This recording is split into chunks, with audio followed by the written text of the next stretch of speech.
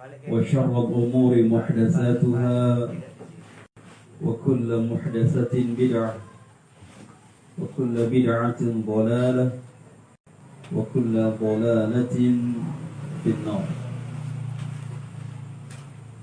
Ikhwani wal akhwat rahimani wa rahimakumullah. Alhamdulillah, kita bersyukur kepada Allah Subhanahu wa taala dan memujinya dengan kalimat alhamdulillah. Kalimat yang penuh dengan pujian kepada Allah Subhanahu wa taala, dan memang pantas kita puji karena di malam hari ini kembali Allah kumpulkan kita di dalam majelis ilmu yang dikatakan oleh Mu'adz bin Jabal. Mu'adz bin Jabal adalah salah seorang sahabat Nabi SAW. Dia mengatakan dia ada beberapa penyebab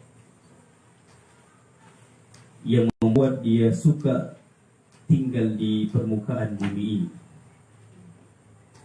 Semasih penyebab ini masih ada, semasih perkara-perkara masih ada di dunia ini, maka semasih itu ada di dunia, maka dia suka dia tinggal di dunia ini. Di antaranya adalah masih ada di dunia itu halaqatul ilm, adanya halaqah ilmu, adanya majelis-majelis ilmu. Semasih ada majelis ilmu di dunia itu, Mu'adz bin Jabal mengatakan, aku suka tinggal di dunia itu. Namun jika majelis ilmu itu tidak ada, tidak sudah pudar atau bahkan habis, maka sebenarnya mereka tidak ingin lama-lama di dunia itu. Karena mau apa lagi mau dicari dunia ini? Berarti para ikhwan sekalian dan akhwat, majelis ilmu itu adalah tempat yang dirindukan oleh orang-orang saleh, tempat yang berkumpulnya orang-orang mulia,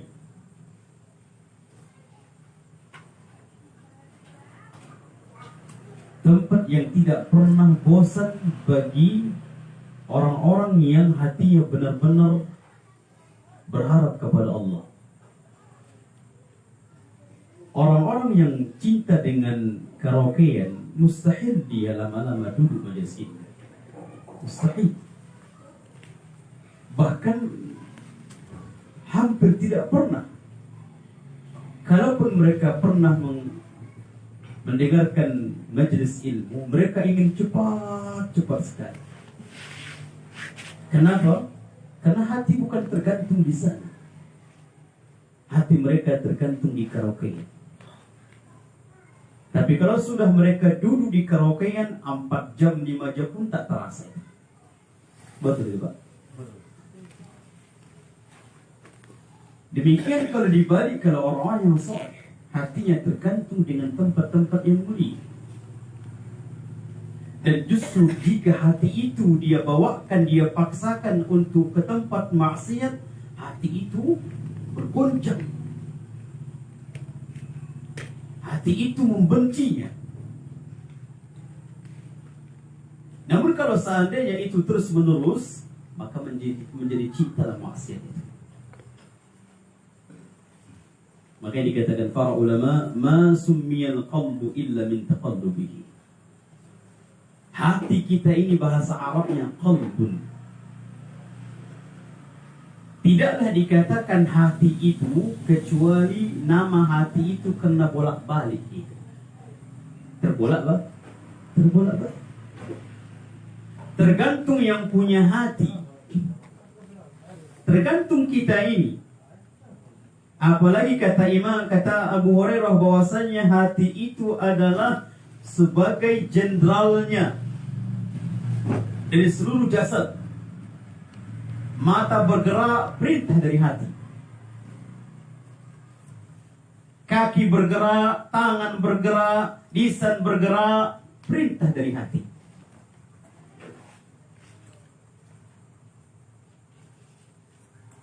Maka kalau dibolak-balikkan, itu tergantung kepada kita yang punya hati. Dibolakkan kepada yang baik, maka hati itu akan mencintai yang baik. Seperti majelis ini, sebutkan kepada kita sahabat satu pun yang membenci majelis ini. Tidak ada.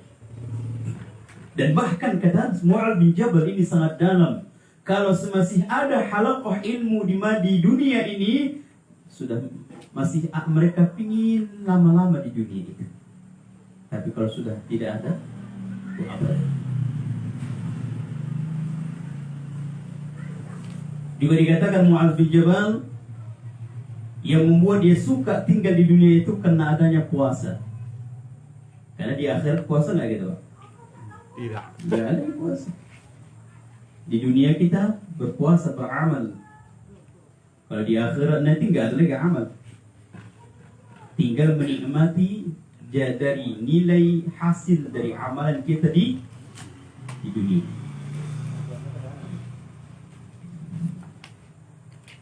Makanya ikhwan dan akhwat sekalian, ketika tidak ada rasa rindu kita di dalam majelis ilmu, maka cobalah kita minta kepada Allah agar Allah berikan kita benar-benar kepada hati yang benar. Dan hati yang baik itu sangat cinta, sangat rindu dengan majelis ilmu. Tatkala kita sudah ada rasa sesuatu yang tidak nyaman lagi ke majelis ilmu, maka hendaklah kita memperbanyak doa agar Allah berikan hati yang benar. Karena di saat kita tidak nyaman, atau bahkan sudah ada rasa bosan kepada ilmu, berarti di waktu itu hati kita lagi sedang kosong. Kenapa? Karena mungkin dari kehidupan dunia. Maka ikhwan dan akhwat sekalian, maka pantas kita mengucapkan kalimat alhamdulillah, dan Allah masih menuju kita, dan mudah-mudahan Allah istiqamahkan kita senantiasa cinta dengan ilmu agama ini. Thumma salatu wassalamu ala ashrafil anbiya'i wal mursalin wa ala alihi wa ashabihi ajma'in.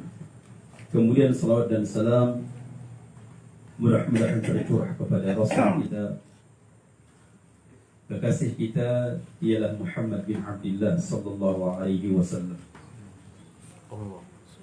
Kita berdoa kepada Allah dan berharap kepada Allah, mudah-mudahan Allah subhanahu wa ta'ala memasukkan kita di antara umat Rasul sallallahu alaihi wasallam nanti di yaumul qiyamah mendapatkan syafaat.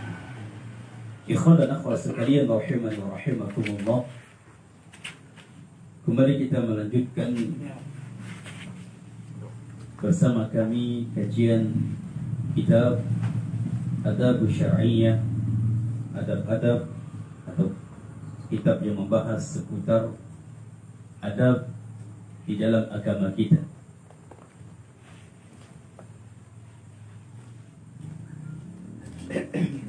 Sebagian terkadang kita bertanya-tanya,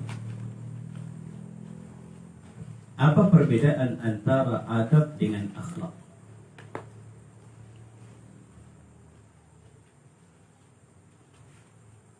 Dan para ulama juga berbeda di dalam membedakan antara adab dengan akhlak. Sebagian mereka mengatakan adab itu adalah perbuatan, bagaimana caranya kita berbuat sesuai dengan syariat. Berarti kita mempelajari. Dengan kita mempelajarinya, lalu kita berbuat, bagaimana kita supaya berbuat terhadap sebuah adab yang dengan kita mempelajarinya dan melakukannya, sehingga kita melakukan adab yang diinginkan oleh syariat, yang sesuai dengan syariat. Kalau akhlak itu adalah karakter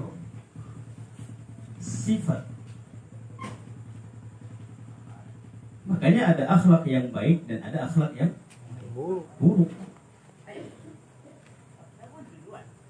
Akhlak itu karakter kita. Yang memang terkadang subhanallah, akhlak itu memang harus dipinta sama Allah. Sebagaimana Nabi SAW pun meminta kepada Allah agar diberikan kepada akhlak yang baik. Tapi kalau masalah adab makan, adab minum, adab tidur, ini bukan akhlak, tapi adab. Walaupun sebagian ulama mengatakan seluruh perkara adab-adab itu dimasukkan kepada akhlak. Itu dimasukkan kepada akhlak. Sehingga seluruh adab yang di dalam syariat, maka itu adalah akhlak yang baik.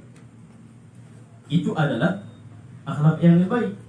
Sehingga tidak ada perbedaan antara adab dengan akhlak. Kalaupun ingin dibedakan, sebagaimana sebagian ulama, kalaupun ingin dibedakan, ada akhlak itu adalah sifat. Akhlak itu adalah sifat, karakter.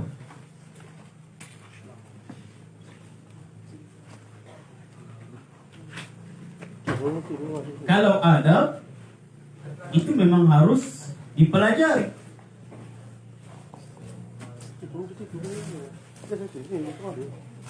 Baik. Ini masih ada nih. Tak ada yang berani. Dia selamat juanda.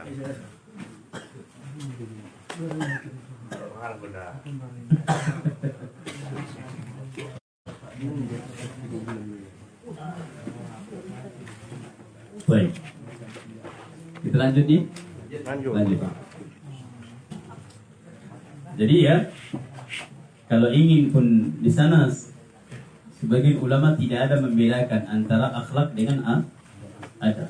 Seluruh perkara adab yang baik dan seluruh adab-adab yang di dalam syariat itu dimasukkan kepada akhlak yang baik. Karena ada juga yang namanya akhlak yang buruk. Namun kalaupun ingin dibedakan, kalau akhlak itu adalah sifat atau karakter, berarti bisa nggak dipelajari itu? Bisa nggak kita pelajari sehingga kita menjadi akhlak yang memiliki akhlak yang baik? Bisa. Baik. Ikhwan dan akhwat rahimani wa rahimakumullah. Alhamdulillah, dari kitab adab syar'iyyah ini kita sudah menyelesaikan dari beberapa adab di dalam agama kita. Dan yang terakhir kita bahas adalah adabun naum. Adab ketika baik itu mau tidur maupun sedang tidur dan maupun selesai dari tidur. Alhamdulillah, dengan beberapa pertemuan itu sudah kita selesaikan sampai terakhir kepada ruqyah, artinya kita mimpi, bagaimana menyikapi mimpi. Mimpi itu setelah tidur atau sedang tidur? Sedang tidur. Sedang tidur. Baik. Maka pada malam hari ini kita lanjutkan kepada adab yang baru, yang insya Allah ini adalah dari perbuatan kita sehari-hari di dalam kehidupan kita ini. Dan sebagaimana kita sampaikan sering, bahwasanya dengan kita mempelajari dari perkara-perkara sehari-hari yang kita lakukan, itu lebih mudah bagi kita mengamalkan daripada perkara itu. Apa itu? Apa bikin Pak Juanda? Iklan. Daripada kalau ibadah yang pengamalannya dalam seminggu sekali atau 1 tahun sekali, ya, dan lebih banyak lagi manfaatnya atau lebih besar kalau ibadah itu dalam sehari-harian kita, dan sehingga kita mudah bagi kita mengamalkannya. Baik, adab yang kita pelajari pada malam hari ini adalah adabul akal wasyarb. Adab makan dan minum. Makan dan minum bisa nggak dipisahkan itu, Pak? Bisa. Bisa nggak ada orang bertahan hidup makan tanpa minum? Oh, tak bisa. Coba tak bisa. Tapi bisa nggak orang bertahan hidup minum tanpa makan? Ah. Baik. Berarti dah ulama semua di sini. Berarti lebih lagi memang minum itu lebih perkara yang kita butuhkan, sangat dibutuhkan. Kalau ingin mana lebih dibutuhkan ya, sebenarnya kedua-duanya butuh kita, makan dan minum. Tapi kalau jika ingin lebih lagi dibutuhkan adalah minum. Makanya terkadang para nabi itu biasa kalau hidupnya, kalau keseharian itu tanpa makan, hanya minum saja, itu biasa. Jadi demikian juga para sahabat ketika di dalam peperangan, ketika dalam sehari-harian mereka pun juga hanya minum saja tanpa makan. Baik. Ikhwan dan akhwat sekalian rahimani wa rahimakumullah. Disebutkan oleh penulis bahwasanya adab yang pertama di dalam makan dan minum itu kita pasang niat kita. Kita pasang niat kita karena Allah. Kalau kita pasang niat ketika makan, ketika minum karena Allah, maka perilaku yang kita lakukan itu menjadi ibadah. Kenapa lagi makan dan minum ini adalah perkara-perkara yang mubah, bisa menjadi kebiasaan. Makanya disinilah kata para ulama perbedaan antara orang yang berilmu dengan orang biasa. Kebiasaan orang berilmu itu bisa menjadi ibadah. Bahkan dinilai biasa, dinilai kebiasaan, tapi bisa menjadi ibadah. Bayangkan berapa kebiasaan yang mereka lakukan menjadi ibadah, kalikan dalam sebulan saja. Kalikan dalam berapa tahun mereka hidup, berarti hidup mereka penuh dengan ibadah. Dan wallahi tidak akan bisa ini menjadi ibadah kalau bukan karena ini. Akan bisa. Bisa saja terkadang ada yang A makan, yang B makan, tidak sama. Bahkan bisa saja berapa manusia yang makan sama waktunya, sama yang dimakan di rumah makan misalnya. Puluhan orang yang makan di dalam, yang dimakan juga terkadang yang sama, waktunya juga sama. Tapi terkadang ada yang makan di sana, makan tapi menghasilkan ibadah dengan hanya orang yang biasa-biasa saja. Ada kata. Itulah bahaya tuh. Kata ada di bawah tuh. Ini malam ini kebanyakan iklan gitu ya. Jadi maka di sini para ikhwan dan akhwat sekalian butuh ilmu. Sehingga bagaimana kebiasaan kita itu bisa ibadah. Tidur kita bisa menjadi ibadah, makan kita bisa menjadi ibadah, minum kita bisa menjadi ibadah, bahkan jima itu bisa menjadi ibadah. Semua gerakan-gerakan itu bisa menjadi ibadah. Maka kata penulis, hendaknya makan dan minum itu niatkan karena Allah. Rasulullah mengatakan innamal a'malu binniyat wa innama likulli imri'in ma nawa.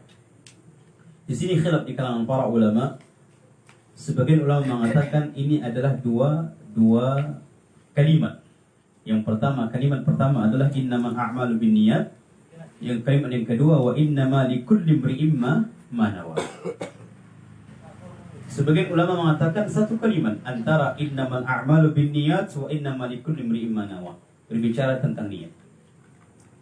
Namun yang rajihnya adalah ini adalah dua kalimat. Yang pertama innamal a'malu binniyat, ini berbicara tentang sah atau tidak sahnya, diterima atau tidak diterimanya ibadah kita, itu tergantung niat karena Allah, ikhlas. Misal ada orang yang salat ikhlas karena Allah, diterima. Tapi kalau dia jika dia niatnya berbalik bukan ikhlas, selain ikhlas, maka tidak diterima. Maka tidak diterima. Mutlak pilihan pilihan hanya dua, antara diterima dengan tidak terima. Ikhlas diterima. Kalau tidak ikhlas tidak terima. Sedangkan kalimat yang kedua wa innama likulli imri'in ma nawa, ini berbicara tentang ibadah-ibadah ini. Ibadah itu pahala yang kita peroleh tergantung dengan niat ketika kita melakukan itu. Kalau yang tadi kalimat yang pertama ikhlas itu mutlak, sah atau tidak sahnya, diterima atau tidak diterimanya. Kalau kalimat kedua terkadang zat ibadah itu kecil tapi pahalanya besar, itu kenapa? Karena niat. Zat ibadah itu kecil. Apa Pak Juanda? Zat ibadah itu kecil, tapi dengan niat memperbesar pahalanya. Banyak sekali. Demikian juga terkadang zat ibadah itu besar, tapi dengan niatnya menjadi kecil pahalanya. Ada orang bersedekah yang begitu miliaran, beratus-ratus juta, tapi terkadang dimasuki dengan niat-niat tidak seluruhnya, tapi dimasuki dengan apa ya oleh syaitan, dibisikan sehingga dia cerita kemana-mana. Aku berinfak di sini, aku begini, saya begini, cerita kemana-mana. Sehingga dia terkadang membuat, walaupun dia bersedekah bermiliar beratus-ratus juta, dengan terkadang niatnya ingin dipuja sebagainya, itu bisa mengurangi, itu bisa habis. Maka hati-hati.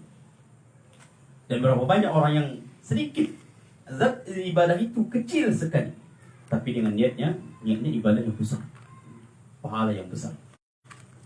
Baik. Jadi dengan niat kita karena Allah dalam makan minum kita, maka kegiatan kita, seluruh yang kita kegiatan dalam makan minum itu bisa menjadi ibadah.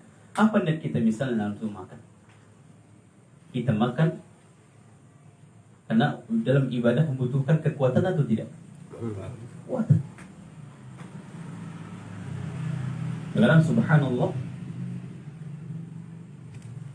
kita lemas di dalam ibadah itu karena lemas, mungkin karena lapar, maka menjadi lemas. Tapi ketika kita agak berisi perut kita, maka ada kekuatan untuk beribadah. Makanya kita niatkan ketika kita makan, ya Allah, ini saya makan ada kekuatan untuk beribadah kepada. Ini minuman agar supaya kuat di dalam beribadah kepadamu, dalam kuat dalam menuntut ilmu dan menuntut ilmu ini. Maka makan seperti itu menjadi ibadah. Paham ini kan? Jadi bukan hanya makan begitu saja. Dan Allah ikhwan, terkadang kita mempelajari ini tapi syaitan melupakan dia, sehingga kita orang buru-buru makan tanpa sekarang niat itu sudah lupa lagi. Apalagi terkadang lapar sekali kan begitu. Baik. Kemudian penulis juga mengatakan at-ta'awudzu minal ju'. Kita juga mohon kepada Allah agar terlindung dari atau terhindar dari lapar. Dan memang subhanallah ada beberapa ujian yang Allah katakan dalam Al-Quran, walanabluwannakum bi syai'in minal khawfi wal ju'. Di antara ujian yang Allah berikan adalah lapar. Lapar dengan tidak adanya makanan, maka lapar. Makanya di sini ada hadis Rasulullah berdoa berlindung dari kelaparan. Allahumma inni a'udzubika minal ju'. Ya Allah, aku berlindung kepadamu dari kelaparan. Subhanallah, terkadang banyak efek samping dari lapar ini. Betapa banyak orang kena lapar, apalagi memang karena tidak sabar dari kelaparan ujian itu, yang tahunya hanya supaya bagaimana kenyang, bagaimanapun caranya, walaupun agamanya dijadikan sebagai modal untuk mencari makan,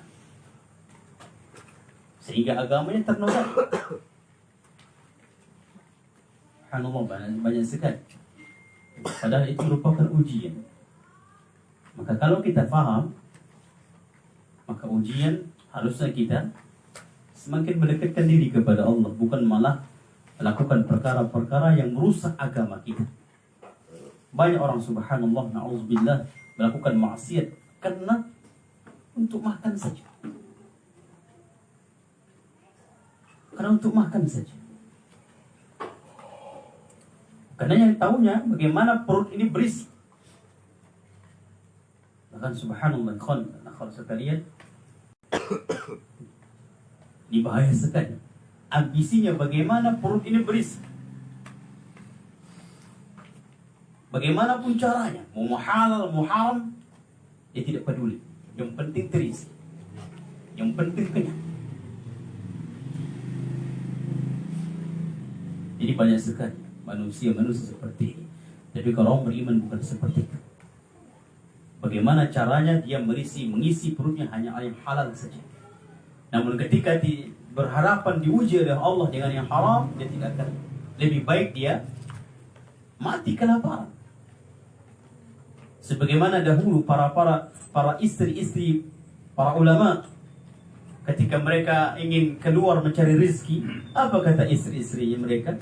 Wahai suamiku, kami masih menahan laparnya perut kami, tapi kami tidak tahan merasakan panasnya api neraka. Bawalah ke rumah ini yang halal. Biarlah misalnya suaminya pulang ke rumah kosong, tidak membawa apa-apa, karena memilih. Mungkin halal tidak, asalkan jangan dibawa yang haram, karena api neraka itu lebih dahsyat lagi. Maka ikhwan dan akhwat sekalian, ini sangat perlu kita perhatikan. Jadi makanya ketika kita ada makanan yang Allah berikan kepada kita, ini sebuah nikmat, ikhwan. Sebuah nikmat kalau masih ada makanan di rumah kita. Dan mungkin ada makanan untuk besok, ada makanan untuk lusa akan datang, ini 2 hari seminggu, ini subhanallah nikmat besar. Baik, makanya masih banyak kita pandang orang-orang yang masih banyak yang tidak memiliki makanan. Dengan itu kita menjadi hamba-hamba yang bersyukur. Baik, jadi dari rasa lapar ini juga kita memohon kepada Allah agar terhindar dari itu. Kemudian di antara juga adab yang selanjutnya dari adab-adab makan adalah sebagaimana disebutkan dalam hadis An Umar bin Abi Salamah radhiyallahu anhuma qala قال لي رسول الله صلى الله عليه وسلم سم الله وكل بيمينك wa kul mimma yali, muttafaqun alaih. Dikatakan oleh Umar bin Abi Salamah, Abu Salamah sahabat Nabi SAW,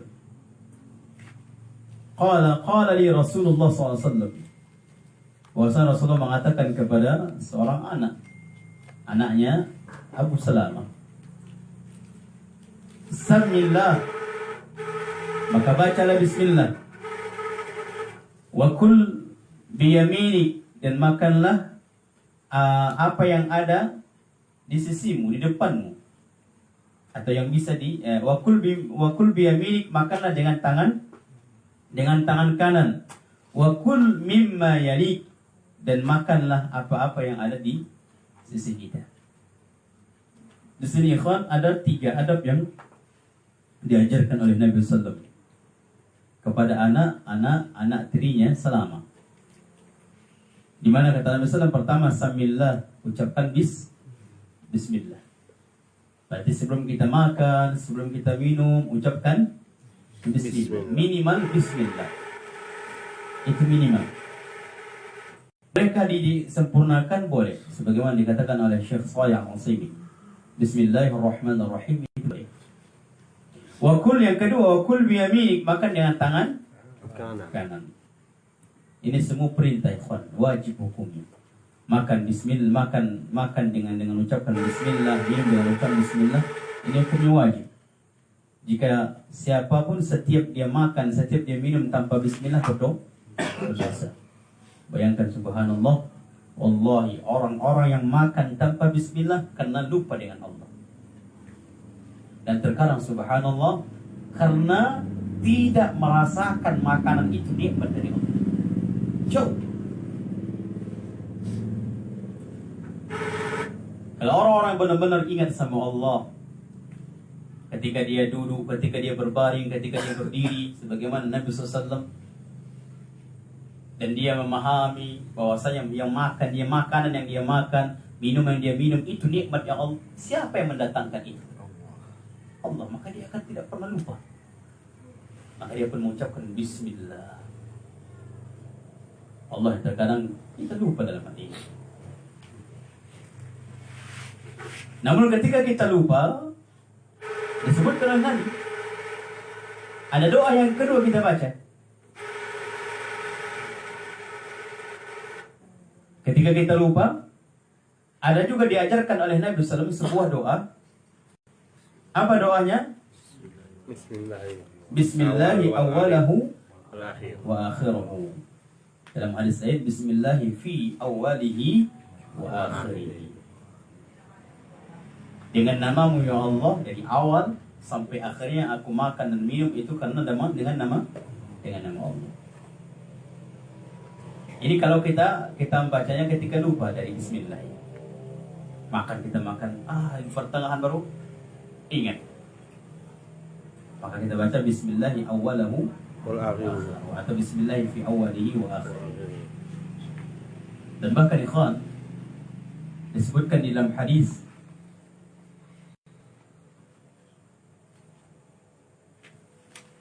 bahwasanya ada seseorang yang makan bersama Nabi SAW. Disebutkan dalam hadis Imam Abu Dawud dan An-Nasa'i. Kana Rasulullah SAW jalisan wa rajulun ya'kul. Pernah suatu ketika Rasulullah itu duduk dan ada seseorang itu lagi makan. Lagi sedang makan. Falam yusammillah hatta lam yabqa min ta'amihi illa luqmah. Ketika dia makan itu, dia lupa ucapkan bismillah. Makan dia. Tinggal satu suap lagi. Baru selesai. Tinggal satu suap lagi. Falamma rafa'aha ila fihi qala bismillah awwalahu wa akhirahu. Ketika satu suap itu dia ambil mau dimasukkannya ke mulutnya, dan baru ingat dia, baru bismillah rupanya. Maka dia baca bismillahi awwaluhu wa akhiruhu, atau bismillahi fi awwalihi wa akhirih. Dia baca, fadhahikan Nabi sallallahu alaihi wasallam. Rasulullah ketawa. Ketawa di sini bukan kayak ketawa gitu ya. Rasulullah itu agak tersenyum. Kenapa Rasulullah tersenyum? Semakal ma zala syaitan ya'kul ma'ahu falamma dzakara ismallah istaqa'a ma fi batnihi. Padahal rupanya orang ini makan lupa bismillah, syaitan makan sama dia. Syaitan makan sama dia. Tiba-tiba tinggal satu suap saja, tinggal satu suap nih, mau dia masukkan, apa dia baca? Bismillahirrahmanirrahim. Dia makan. Maka syaitan itu memuntahkan kembali apa yang sudah dia makan. Makanya Nabi SAW ketawa, tersenyum. Dan ini tentunya adalah mu'jizat. Dan Allah ikhwan, hati-hati, jangan diejek. Terkadang subhanallah ada orang mengejek-ngejek hadis. Kata Nabi SAW misalnya, kata Nabi SAW bahwasanya ketika dikumandangkan azan, syaitan itulah lari, terbiru-biru sampai mengeluarkan, sampai terkentut-kentut dengan besar. Ketika dia azan, saya melihat syaitan terkentut-kentut di sana. Enggak boleh, ini mengejek. Demikian juga misalnya, enggak boleh. Rasulullah mujizat. Jadi, namun pelajaran bagi kita, setiap yang kita makan tanpa bismillah berarti ikut setan. Ikut syaitan. Berarti bisa saja yang gemuk syaitan daripada kita. Kalau makan itu tak pernah bismillah, minum nggak bismillah, yang gemuk syaitan. Bukan orang ini ya. Yang gemuk itu syaitan. Namun ketika bismillah, syaitan tak pernah itu. Jadi kurus syaitan. Jadi jangan pernah melihara syaitan. Ya, jangan dipelihara syaitan. Jadi gemuk dia, jadi apa dia, nggak usah. Kalau ketika lupa bismillah, nggak ada bacaannya. Ditujukan oleh Nabi SAW agar supaya syaitan memuntahkan kembali yang dia makan. Padahal satu suap lagi. Bayangkan kalau misalnya 2 piring, tinggal satu suap lagi, baru teringat dia. Ada bahkan satu ikon lagi sedang duduk-duduk makan, habis makan 2 piring, mau minum, astagfirullah, saya lupa bismillah. Bismillah, mati kau syaitan kan katanya. Gak minum kau kan katanya. Paham maksudnya? Waktu dia makan tuh nggak bismillah, tapi begitu mau minum, supaya syaitan jangan minum ini. Berarti kalau misalnya makan tanpa minum kan agak kosat rasanya kan gitu kan. Ini juga mengejek namanya, nggak boleh. Ini mengejek sudah namanya. Mau begitu mau minum, bismillah katanya. Mati kau kan syaitan kan, tak minum kau kan katanya. Tidak boleh. Jadi ucapan bismillah itu adalah pertama wajib hukumnya. Makan dengan tangan kanan juga wajib. Maka tatkala kita lupa dengan bismillah, maka di situ juga syaitan ikut makan sama kita. Dan bahkan ikhwan, saya bacakan juga dalam hadis disebutkan bahwasanya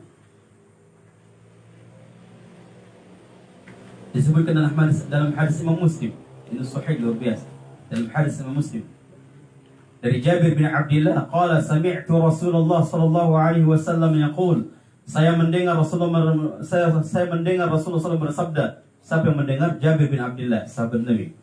Idza dakhala ar-rajul baitahu fadzakara Allah ta'ala 'inda dukhulihi wa 'inda ta'amihi qala syaitan li ashabihi la mabita lakum wala 'asha. Kata Nabi SAW, apabila seseorang itu masuk ke dalam rumahnya dengan mengucapkan Bismillah, minimal bismillah, atau dengan zikir-zikir lain, misalnya assalamualaikum, itu juga zikir. Namun tatkala seseorang itu masuk dengan mengucapkan bismillah atau menyebut nama Allah ke dalam rumah, dia masuk ke dalam rumahnya dengan mengucapkan zikrullah, wa 'inda ta'amihi, kemudian ketika dia makan, baik ketika makan malam dan sebagainya, dengan mengucapkan bismillah, qala syaitan, lalu syaitan mengatakan kepada siapa? Teman-teman. Qala syaitanu li ashabi, berkata syaitan kepada teman-temannya, la mabita lakum. Teman-teman sekalian, kita nggak punya hotel saat ini. Malam ini kita nggak ada hotelnya. Kenapa? Karena orang ini masuk mengucapkan bismillah. Berarti ikhwan, tatkala kita masuk tanpa mengucapkan zikrullah, syaitan pun masuk sama kita. Kemana? Ke rumah. Nginap di sini. Nginap. Namun ketika kita mengucapkan bismillah atau assalamualaikum, apa kata syaitan? Teman-teman sekalian, kita nggak punya hotel nih. Udah, kita cari tempat lain. Di rumah ini nggak ada. Nggak diizinkan kita masuk. Nggak boleh kita masuk menginap di sini. Ditambah lagi ketika makan, yang punya rumah semuanya bismillah. Ketika makan yang punya rumah bismillah. Ketika minum yang punya rumah bismillah. Apa kata syaitan kepada teman-temannya? Kita pun nggak bisa makan malam di sini. Jadi bagaimana? Cari tempat yang lain. Dicarilah tempat yang pakai masuk nggak bismillah, makan dan minum nggak bismillah. Di situ orang hidup.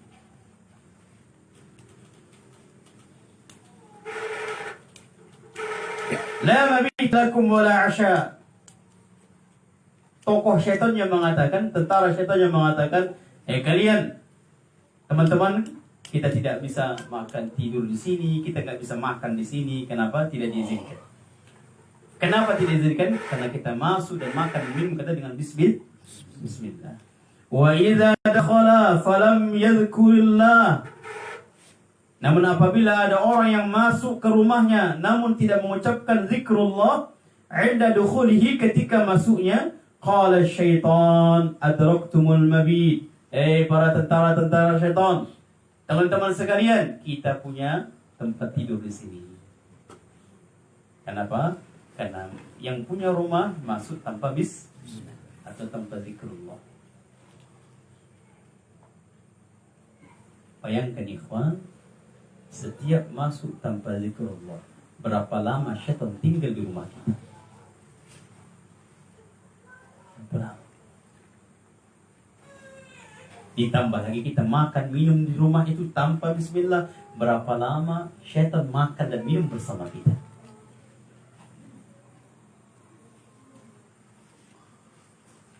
Makanya subhanallah ya,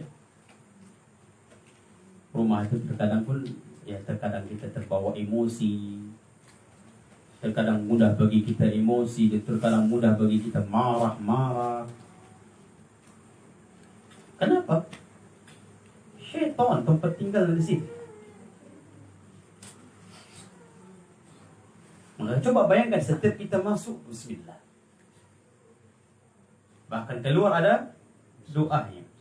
Bismillah tawakkaltu 'ala Allah, la haula wala quwwata. Kapan syaitan akan masuk? Sehingga rumah itu akan merasa adem. Rumah itu akan penuh dengan kelemah lembutan. Rumah itu akan terjauh dari rasa emosional yang luar biasa, marah yang luar biasa. Faham ini, Khut? Jadi jangan pernah kita sepelekan masalah makan dan minum bismillah. Apalagi mau masuk, terkadang itu bahan kok. Baik.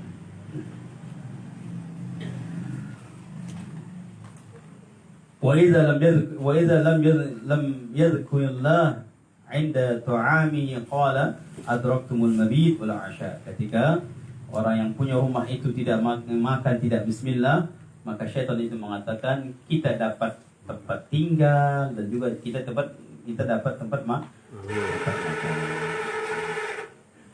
Baik.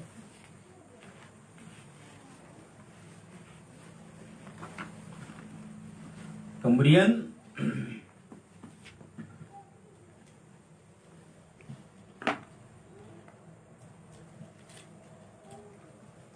Ada juga adab yang dikatakan oleh penulis, an-nahyu 'anil akli wasyarbi fi aniyatil zahab wal fiddah. Rasulullah, agama kita melarang ikhwan makan dengan dan juga minum dengan memakai bejana-bejana yang terbuat dari emas dan perak. Ini larangan. Tidak boleh. Hukumnya haram orang yang makan dan minum dengan bejana dari emas atau perak. Dikatakan oleh Nabi SAW, "Wala ta'kulu fi suhafihima fa innaha lahum fid dunya wa lana fil akhirah." Jangan kalian makan pakai bejana itu. Orang-orang kafir dahulu pakai ini. Raja-raja yang kafir Persia, Romawi, sendok mereka pun pakai emas. Makan minum mereka di emas. Apa kata Nabi SAW? Lahum fid dunya wa lana fil akhirah. Di dunia mereka punya itu. Mereka yang mereka nikmati dunia. Nanti di akhirat, di surga, kita pakai bejana itu. Di surga itu nggak ada bejana-bejana yang apa yang kita pakai saat ini, nggak ada. Orang semua terbuat dari emas dan perak. Semua. Dinding rumah istana kita, dindingnya terbuat dari emas dan perak. Bukan terbuat dari batu bata lagi, tidak.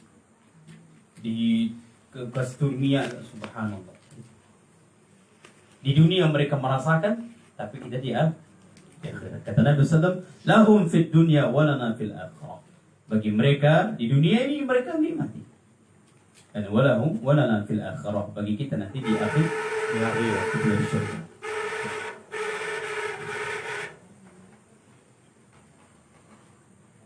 Semakin kayaknya kalah suara juga. Baik. Dikatakan oleh penulis juga bahwasanya adab di dalam makan dan minum ini adalah hendaknya kita menghindari dari perkara yang haram. Ya, dari kita harus fokuskan kepada yang halal dari makanan, minuman, jauhkan dari yang haram. Sebagaimana kata Allah dalam Al-Quran, ya ayyuhalladzina amanu kulu min thayyibati ma razaqnakum. Hai orang-orang beriman, makanlah. Ini perintah. Makanlah dari yang baik-baik apa yang kami rizki. Jadi yang Allah perintahkan kita makan dan minum dari yang baik-baik saja. Halalan thayyibah. Dari yang baik-baik saja, dari halal yang baik. Gak usah tinggalkan yang perkara-perkara buruk. Makanan dari yang mengandung keburukan, tinggalkan. Minuman yang merusak diri kita, yang merusak jiwa kita, tinggalkan. Demikian juga makanan, sesuatu perkara apapun yang merusak, tinggalkan. Karena uhilla lakumut thayyibat wa hurima 'alaikumul khaba'ith. Allah menghalalkan, ini faedah ikhwan dalam makan dan minum. Allah menghalalkan yang baik dan mengharamkan yang buruk. Perkara apapun dia, segala sesuatu yang jika buruk bagi kita kalau kita konsumsi, itu faedahnya haram. Faedah. Dan sesuatu perkara yang jika kita baik kita konsumsi, maka itu menjadi halal. Ya, itu kaidah. Maka tinggalkan. Makan saja yang nikmat, nikmati saja yang halal-halal saja. Yang baik-baik saja. Apalagi kalau kita hitung, coba hitung, perhatikan. Kalau kita ingin perhatikan, mana yang lebih banyak, halal, yang baik atau yang buruk? Dari misalnya makanan dari binatang ini, yang diternak. Adakah makanan yang diharamkan oleh Allah? Apa misalnya? Babi apa? Kalau kita perhatikan binatang ternak lagi, mana lebih banyak yang Allah halalkan? Halal. Lebih banyak yang halal. Sangat keliru orang mengatakan, Ustaz, jangankan yang halal, haram pun susah mencarinya. Ini kan nggak paham. Jangankan yang halal Ustaz, haram pun susah di zaman ini.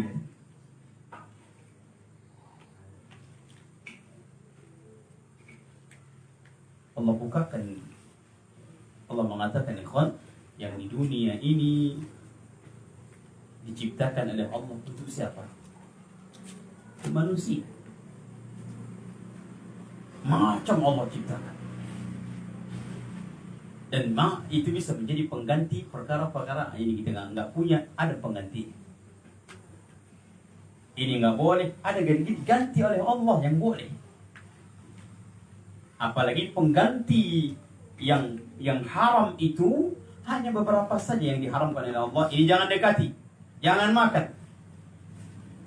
Kenapa Allah haramkan itu makan? Kalau kita makan, jika kita konsumsi, bahaya nggak pada diri kita? Bahaya. Berarti sebenarnya Allah sayang sama kita. Nah, kita sekarang itu kita nggak peduli sana. Narkoba itu bahaya nggak itu Pak? Bahaya. Dah tahu juga orang itu narkoba bahaya, tapi pakai juga. Tak ada sepakat seluruh manusia narkoba itu bahaya. Bahkan yang pakai narkoba pun tahu itu bahaya, nggak ada. Tahu.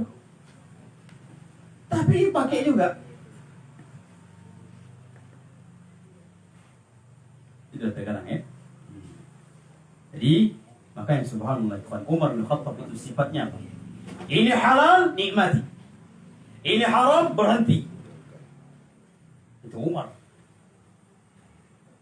Ini haram, sudah. Jangan melangkah. Jangan lanjutkan dari langkah perjalanan. Jangan lanjutkan. Berhenti. Ini halal, nikmati.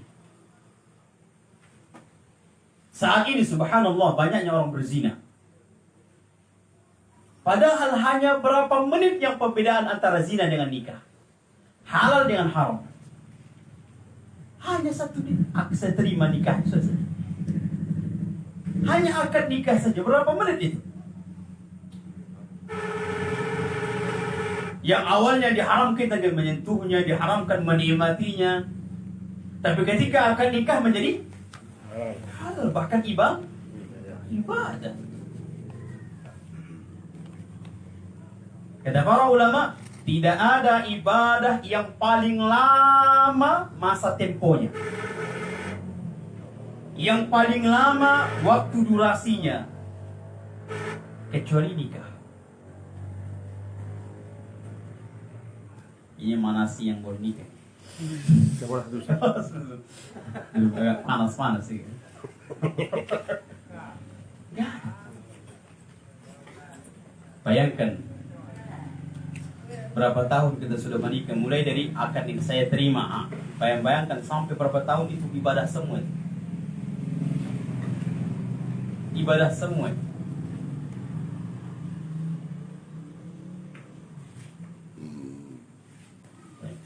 Namun terkadang subhanallah, di sewaktu di rantau perapat ada anak jumpai dan dia berkata di depan, anak nggak mau nikah. Enggak. Bang, dia nggak tahu kita ustaz kan. Bang, puluhan orang sudah saya tiduri, saya nggak mau nikah. Padahal orang kaya. Hanya saya terima saja akad.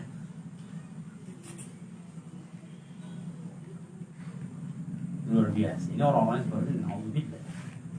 Jadi kenapa orang mencari yang haram? Jadi Bapak Ibu sekalian,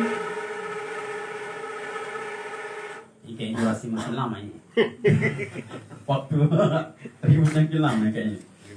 Jadi ikhwan dan akhwat sekalian, kalau ada orang lain, misalnya kita punya anak gadis, kemarin kan sampaikan itu di sebuah pengajian yang umum, baru terkejut orang itu. Karena di situ musim anak-anak yang laki-laki membawa perempuan anak gadis mereka. Alhamdulillah, bagaimana Allah berikan sampai ke sana pembahasan. Jadi kalau misalnya sudah 1 minggu dibawa anak gadis, kita tanya, ini mau Padahal tidak boleh. Kalau masih ada apa, ini mau apa nih? Mau nikah atau tidak? Terkadang Bapak Ibu sekalian, wallahi hanya permainan saja. Permainan saja. Anak gadis orang dimain-mainkan saja. Hanya permainan saja. Niat untuk menikahi pun tidak ada. Alangkah luar biasa ya. Lalu kita kasih. Niat nikah nggak ada. Kalau sudah sampai 1 tahun tak juga nikah, itu bukan niat, hanya permainan saja. Kalau mau nggak nikah, apa nikah datang sudah selesai. Kalau tidak usah, putus. Kalau sudah sampai berbulan bertahun-tahun, ada wallahi subhanallah, ada orang 7 tahun pacaran. Begitu nikah 7 hari cerai. 7 hari cerai. Kenapa? Nggak ada nikmat lagi, sudah terasa semua. Pegangan tangan, wallahi kalau orang nggak pernah pacaran, pegangan tangan tuh menggeletar. Panjang kali di sana. Jadi kalau ada sekalian ya, banyak sekarang hanya orang mengambil yang haram saja. Padahal hanya yang halal itu mereka tinggalkan, subhanallah. Jadi mudah sekarang, padahal mudah hanya perbedaan antara akad nikah saja. Baik, demikian juga ikhwan. Jadi kita harus perhatikan. Kalau dia haram sudah berhenti. Jangan berbicara hawa nafsu, jangan berbicara dengan akal dan sebagainya. Karena itu untuk kebaikan begitu. Baik. Kemudian jam 10 terakhir ya. Kemudian ini terakhir dari adab yang makan dan minum.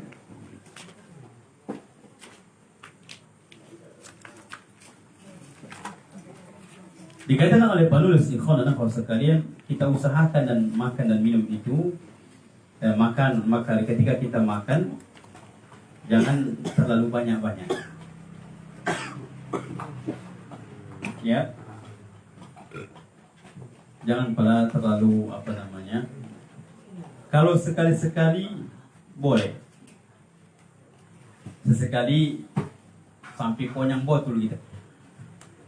Sebagaimana disebutkan dalam riwayat Abu Hurairah, Rasulullah mengatakan, "Ishrab Abu Hurairah, makan lagi, minum lagi susu, minum lagi.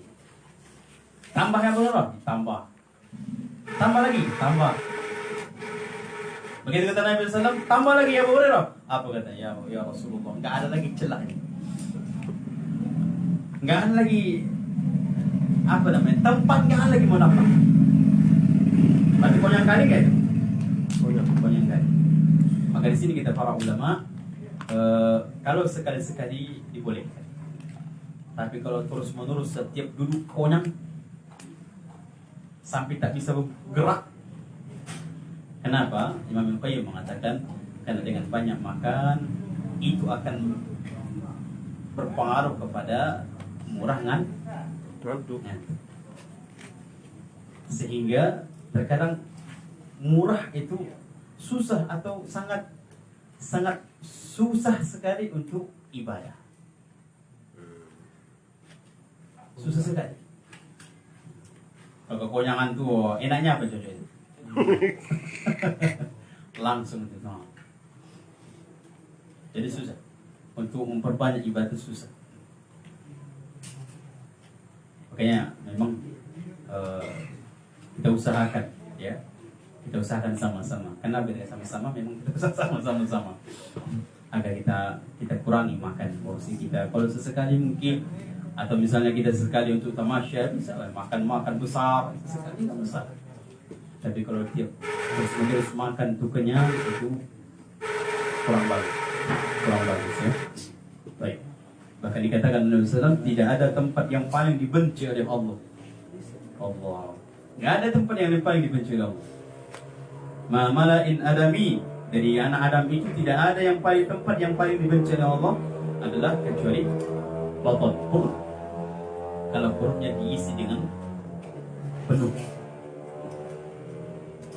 Baik, jadi ini saja yang dapat kami sampaikan dari adab-adab makan. InsyaAllah kita lanjutkan akan pertemuan yang akan datang, atau pertemuan yang kapan Allah kembali kita dijumpakan atau tertidur untuk berjumpa. InsyaAllah kita lanjutkan dari adab-adab makan itu. Baik, ikhwan dan akhwat sekalian,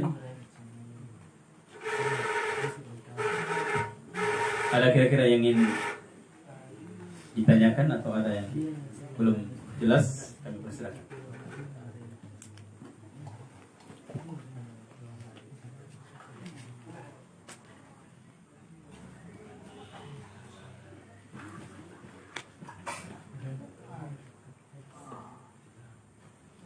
Baik, tak ada? Alhamdulillah. Kita tutup dengan doa pertanyaan. Ada? Allah. Waalaikumsalam. Ya, seperti ikhlas tadi, seperti sholat tadi, ketika sholat tadi, bagaimana kita memahami keikhlasan itu ketika sholat tadi? Baik.